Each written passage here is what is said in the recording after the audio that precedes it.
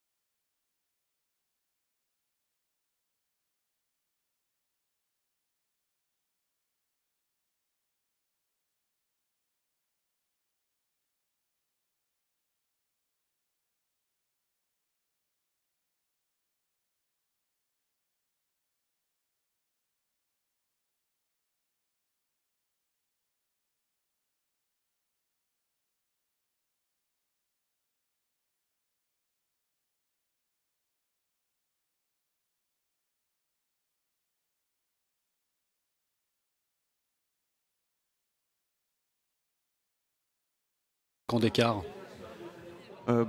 Tadesse Abraham nous montre le contraire, donc on va pas se baser sur l'âge pour définir le classement, mais effectivement c'est un jeune talent, il a que 24 ans et il réalise déjà des performances qui laissent songeur pour la suite.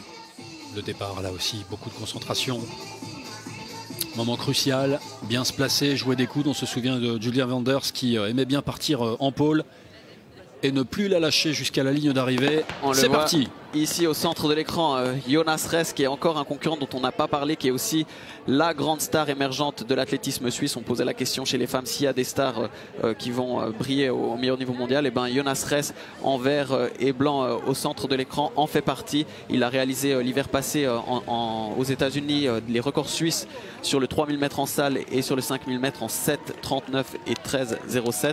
C'est plus vite que Marcus Riffel à l'époque qui avait signé une médaille aux Jeux Olympiques. Et là on le voit extrêmement offensif, tout de suite s'accrocher au meilleur devant. Alors pourquoi pas voir Jonas Ress meilleur suisse aujourd'hui et puis venir décrocher ce podium suisse dont on rêve. Le moment du départ aussi, toujours important de voir qui ressort de ce premier bout droit. Et là on le voit, la densité d'athlètes, le nombre d'athlètes dans cette course élite est beaucoup plus large. Et là au premier plan on voit tout de suite Kibiwot qui suit la stratégie que j'attendais, c'est-à-dire lui il sait que Lobalou est un finisseur hors pair, donc sa stratégie à lui ça va être évidemment d'opter pour celle qui lui avait permis de gagner l'année passée, c'est-à-dire partir vite, partir à fond, essayer de faire craquer Lobalou. Et là on voit les deux favoris en tête avec Boniface Kibiwot et Dominique Lobalou qui le suit immédiatement dans sa foulée.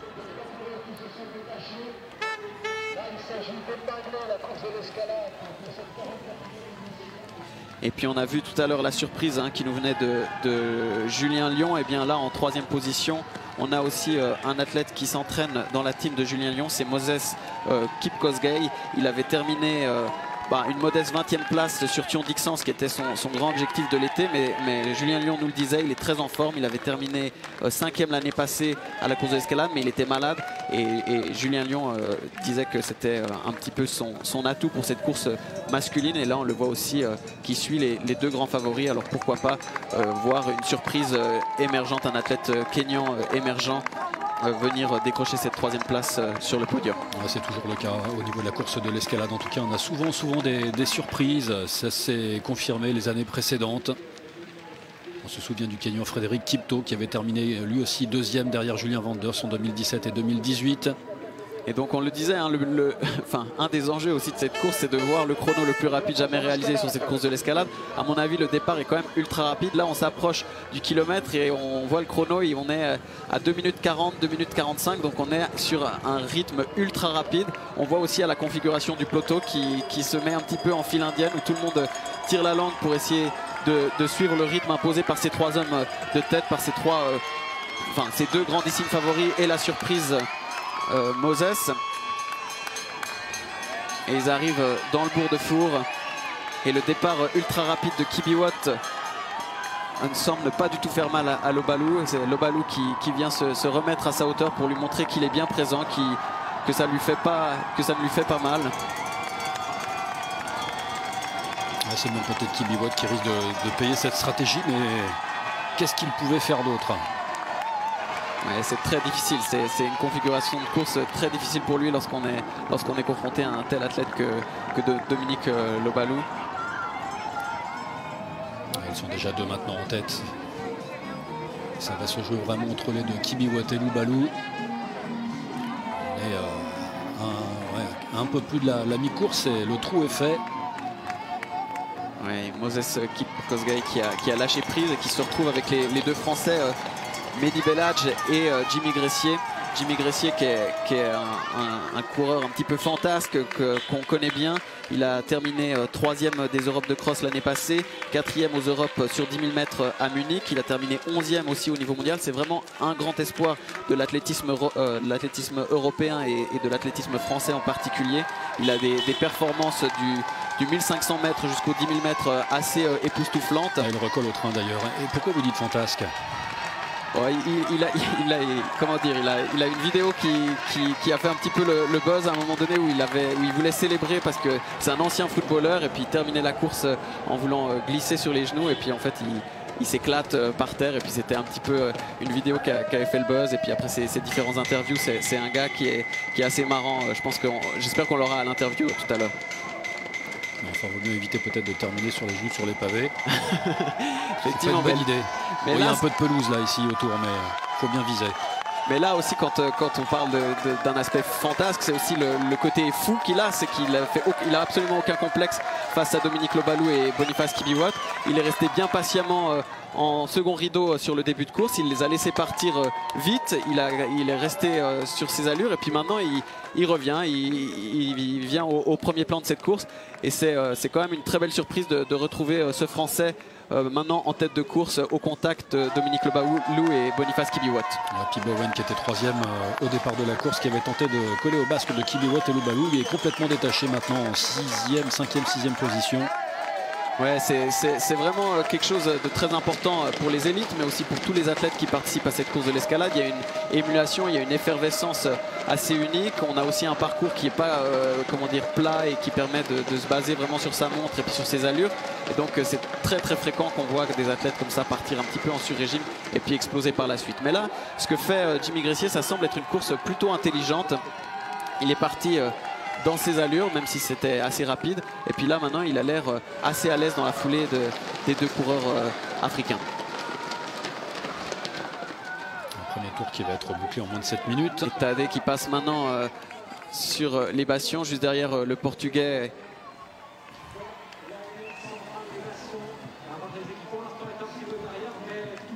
Samuel Barata. C'est pas forcément cuit pour le groupe qui est derrière, même s'il va falloir produire un effort considérable pour revenir sur le trio de tête qui semble seul au monde pour l'instant. Kipkosgei, Belhadj, Chadi, Le Guen et Jonas Ress qui est juste derrière. Et là devant vous en rouge, le champion d'Europe du marathon, Richard Ringer. Ils sont tous là dans un second rideau et tous ces gars vont se battre pour la 3e place. Et enfin, ça si tant est que l'un des 3 hommes en tête craque complètement. Morgan Le Guen qu'on reconnaît bien avec ses lunettes. Donc c'est lui qui est le meilleur Suisse actuellement. Donc il est assez loin devant Tadesse Abraham. Donc c'est la relève, hein. Tadesse Abraham qui a réalisé des performances hallucinantes cette année, mais on voit que Morgan Le Guen, qui nous revient du Kenya, a l'air capable de le suivre, voire de le surpasser. Il l'avait déjà battu pour la première fois l'année passée. Et là, on retrouve là, les deux Suisses en vert et blanc, Morgan Le Guen et Jonas Ress. Jimmy Gressier qui commence à accuser le coup. Ouais, exactement, donc c'est très difficile. Il a tenté le coup, il a montré le maillot. Est-ce que ça a été une stratégie qui va payer cher sur la fin de course? Et du coup, ça ouvre les perspectives évidemment pour tous les autres athlètes derrière pour obtenir cette troisième place dont on parlait déjà en début de course. J'ai pas eu le temps de voir le chrono à l'issue du premier tour, mais c'est un indicateur qui n'est pas forcément décisif, mais ça donne déjà un peu une idée du rythme. C'est allé un peu trop vite là sur le tableau.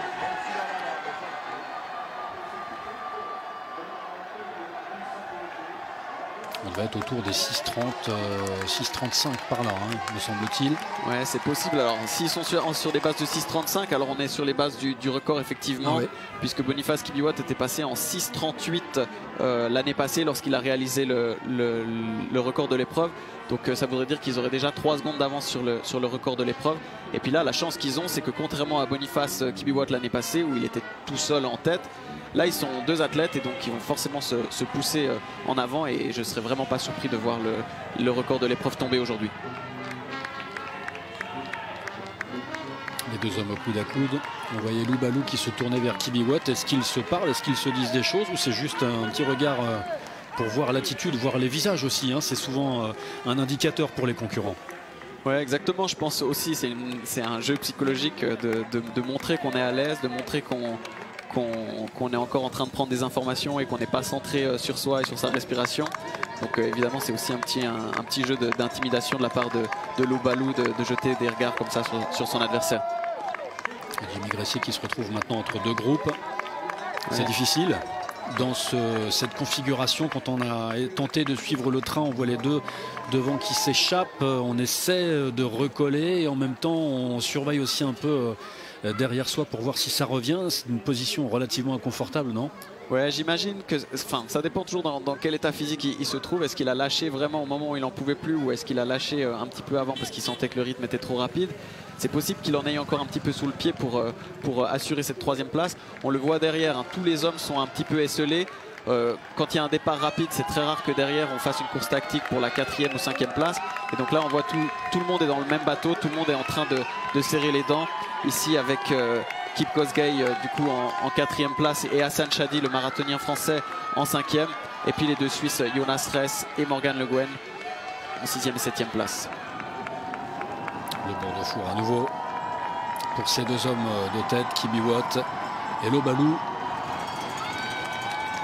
Ouais, là on le voit, hein, Lou Balou qui est facile, qui sourit, qui fait un signe au public.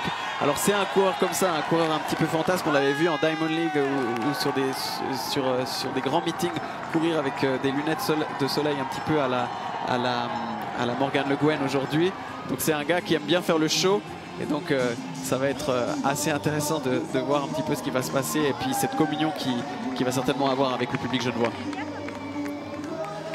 Et là, Boniface Kibiwott qui commence un petit peu à souffrir, hein. Il n'est pas dans le même état de décontraction, et il y a déjà un écart qui se fait entre ces deux hommes.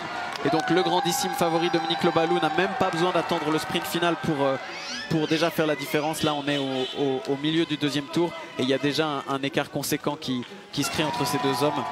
Jimmy Gressier toujours en 3e position, mais largement détaché maintenant. Il doit être à peu près à 7-8 secondes là, du premier. Et là les deux athlètes genevois, hein, Guillaume Cachelin et Edmond Dumoulin, qui sont eux aussi des espoirs qui veulent marcher dans les pas d'un Julien Vanders, d'un Morgan Le Guen, et qui s'entraînent au sein du même groupe auprès de Marco Jäger ici à Genève.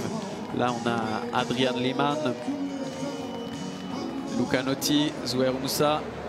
Quelle santé ce photographe qui court aussi vite que les hommes de tête, alors pas sur la même distance, mais tout de même, hein, on l'a vu à plusieurs endroits différents. Ouais, c'est Guillaume Laurent de Athlé.ch qui fait des images pour Athlé.ch. Alors c'est quand même un des tout meilleurs Suisses sur le 800 mètres, multiple médaillé sur le 800 mètres, mais on va voir, il va s'arrêter, fidèle à lui-même au cours de 800 mètres qu'il est.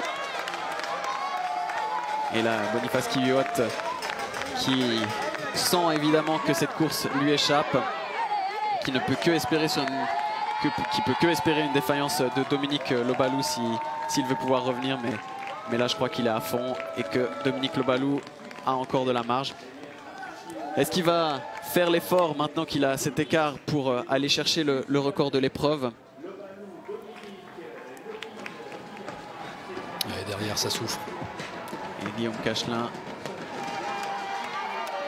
Belhadj, le Français, qui a terminé 13e des derniers championnats du monde sur le 3000 mètres steeple, ici en deuxième rideau. On voit une belle foulée, beaucoup d'amplitude, très à l'aise, le buste droit. Ouais, c'est vraiment ce qui se fait de mieux au niveau mondial. Je pense qu'on n'a jamais eu un athlète de ce gabarit-là sur la course de l'escalade. Je le rappelle, un 12,52 cette année à Bruxelles. Pour le moment, on est sur la base du mètres. record. Hein. Si on en reste là, si on reste à ce rythme. En saluant le public à un tour de l'arrivée. Et Jonas Ress, ça c'est la bonne surprise. Là, il semble revenir sur ce dernier tour. Il avait fait une très belle course à Bulle. Il semblait dire qu'il en avait encore un petit peu sous la semelle. Et là, on le voit revenir sur Hassan Chadi. Et donc revenir en direction de la 3e place de Jimmy Gressier. Et pourquoi pas la très très belle surprise qui pourrait nous venir de Jonas Ress.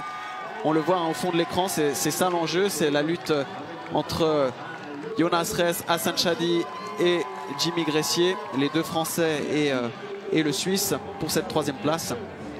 Et ils sont toujours accompagnés de Moses Kipkosgei qui lui semble marquer un petit peu le coup après son départ ultra rapide. On est sur la base d'un record de l'épreuve peut-être à l'issue de ce deuxième tour. Alors, la dernière boucle maintenant. Ouais, on est très clairement sur les bases du record puisqu'ils étaient passés en 13,42. Boniface Kibiwott était passé en 13,42 lorsqu'il a réalisé le meilleur chrono. Et puis là, je crois qu'ils sont passés avec 4 ou 5 secondes d'avance encore sur ce record. Donc il ne faudra juste pas flancher sur ce dernier tour. D'une défaillance, on ne voit pas comment Lobalou pourrait ne pas s'imposer aujourd'hui. Kibiwott semble définitivement marquer le pas. Ça va être difficile dans ce dernier tour d'aller le chercher. Ouais, Jimmy Gressier qui s'accroche à sa 3e place, mais derrière ça revient. Ouais, Jimmy Gressier qui avait annoncé avant la course qu'il n'était pas encore à 100% en pleine possession de ses moyens, qui disait qu'il renonçait justement au championnat d'Europe de cross auquel il participe chaque année, auquel il a terminé 3e l'an passé pour vraiment frapper un grand coup l'été prochain sur la piste. C'est vraiment le grand espoir du fond et du demi-fond français. Ouais, il est facile Lobalou, très très facile. Regardez, il continue encore une fois à saluer le public dans cette montée. Toujours Jimmy Gressier,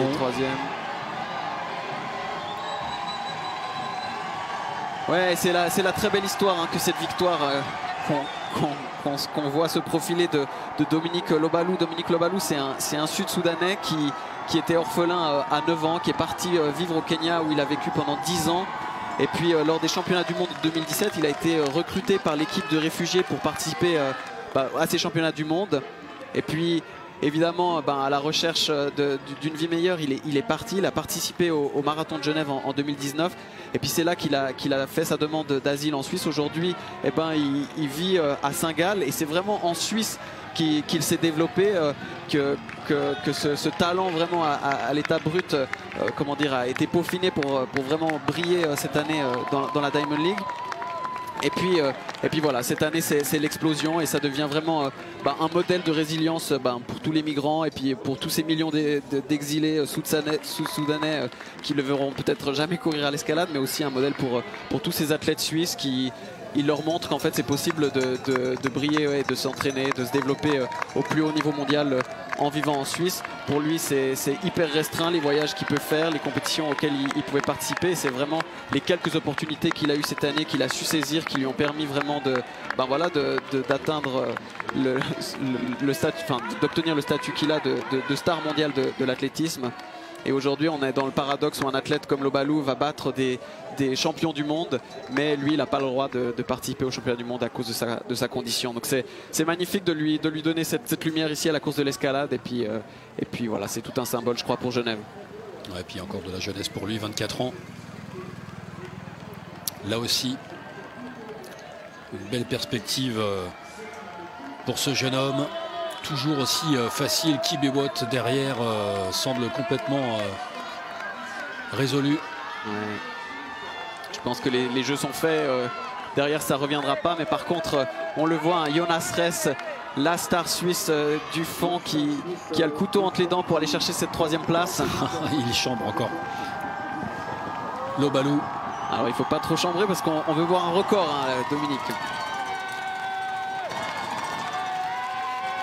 Il l'a en tête le chrono, le record, je pense. Oui, alors c'est vrai qu'il y a, en tout cas sur cette course de l'escalade, il n'y a pas de prime spéciale, donc il n'y a rien pour motiver les athlètes vraiment à aller chercher le record. C'est vraiment juste pour le prestige qu'ils le font. Et puis c'est aussi une stratégie pour créer des courses vraiment au duel ou pour que les athlètes vraiment luttent les uns contre les autres plus que contre le chrono. Mais voilà, quand on a un athlète comme ça qui est au-dessus du lot, eh ben, on ne peut que se tourner vers le chrono comme unique adversaire parce que personne aujourd'hui ne pouvait rivaliser avec Dominique Lobalou. Et Jonas qui fait l'effort pour essayer de revenir sur Jimmy Gressier. Ouais, ça c'est le grand suspense. Et Jonas Ress qui même quand il grimace, même quand il est mort, il est capable de sortir des kicks dont seul lui a le secret. Donc s'il arrive à revenir dans les jambes de Jimmy Gressier, je ne serais pas surpris de voir Jonas Ress s'imposer dans le sprint final. Il a envie.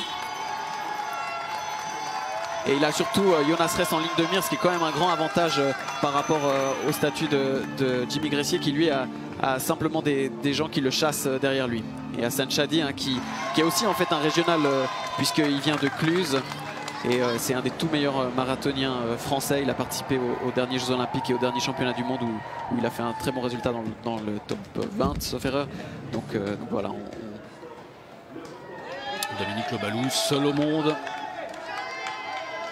Et c'est dommage parce que finalement cette bagarre que l'on annonçait avec Kibiwott, là aussi le chrono aurait pu peut-être un peu plus frémir si les deux étaient restés vraiment au coude à coude jusqu'à ces derniers mètres.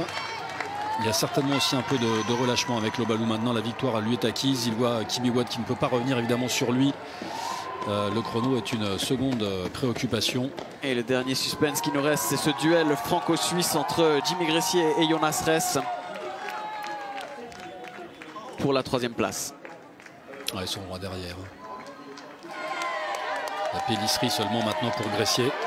Ouais, Jonas Ress qui a seulement, je sais pas, 4-5 secondes de retard sur ça va être difficile. Jimmy Gressier, ça va être difficile, mais on l'a vu tout à l'heure, Hélène Bekele revenir dans la descente. S'il arrive vraiment à allonger la foulée dans cette dernière descente, pourquoi pas revenir sur Jimmy Gressier et après tous les espoirs seront permis l'arrivée dans le parc des Bastions maintenant de celui qui est le phénomène qui était annoncé et qui n'a pas fait mentir les pronostics, même si Kibiwott était peut-être le seul aujourd'hui à pouvoir venir le taquiner, lui disputer la victoire.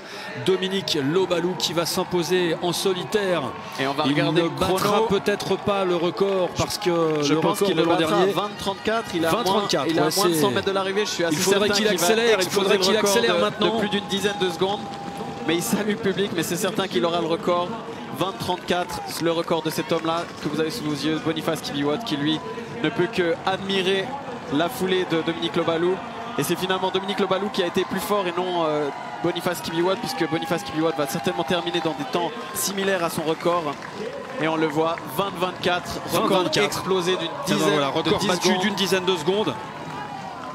Et Kibiwott qui est quasiment sur le même temps que l'an dernier. Hein. Et on le voit danser à la manière de Usain Bolt sur cette arrivée. Ouais, Boniface Kibiwott, le métronome, qui fait le même temps que l'an dernier, 20-34. Et le sprint annoncé entre le Français Jimmy Gressier qui finit finalement 3e et Jonas Ress. Jonas Ress, un visage évidemment qu'il va falloir retenir pour ces prochaines années. On est à la recherche de ces stars suisses. Alors on connaissait Julien Vanders, on connaissait Tadesse Abraham. Et bien désormais en Suisse romande vous connaîtrez aussi Jonas Ress, 3e aujourd'hui dans un chrono hallucinant de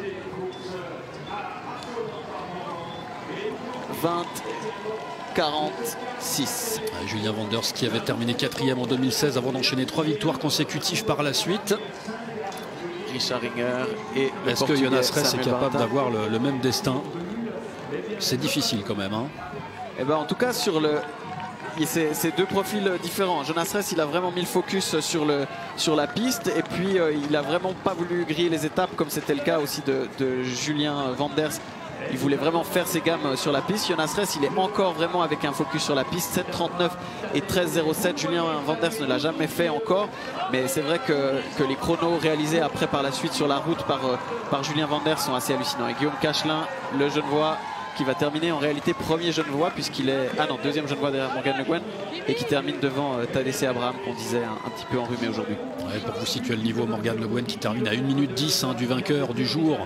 Lobalou qui, on vous le rappelle, bat le record du parcours en 20-24. Désormais c'est le chrono qui sera affiché. Peut-être que nous arriverons à descendre un jour sous la barre des 20 minutes. En tout cas, s'il y avait eu peut-être ce duel un peu plus marqué avec Kibiwott, on aurait peut-être pu battre ce record aussi. Il avait été un peu moins détaché, serré moins de main. Je ne sais pas si les 20 secondes en question auraient pu être grappillées. En tout cas, c'est une performance incroyable. Ouais, ce qui est certain, c'est qu'il avait une marge de dingue aujourd'hui. On l'a vu vraiment non seulement saluer le public et perdre du temps de cette façon-là, mais aussi danser à la fin, être vraiment facile. Et ça, c'est évidemment par la marque d'un gars qui va pouvoir faire encore mieux les prochaines années. Il y a Hernandez du Stade Genève. Tous ceux qui arrivent maintenant sont aussi de très très grands champions. Ouais, c'est quand même assez dingue parce que, comment dire, Dominique Lobalou, c'est un Sud-Soudanais. On a vu beaucoup de Kenyans, d'Éthiopiens s'imposer au plus haut niveau, mais c'est vrai que la situation au Sud-Soudan ne permet pas le même développement du sport que dans ces deux pays. Et puis c'est quand même magnifique de voir finalement un athlète comme ça qui vient du Sud-Soudan. Et puis ça montre bien que l'athlétisme c'est un sport absolument mondial où vous allez trouver quelqu'un issu d'un tel parcours migratoire qui peut s'imposer. Et puis ça, je pense que en termes d'inclusion, c'est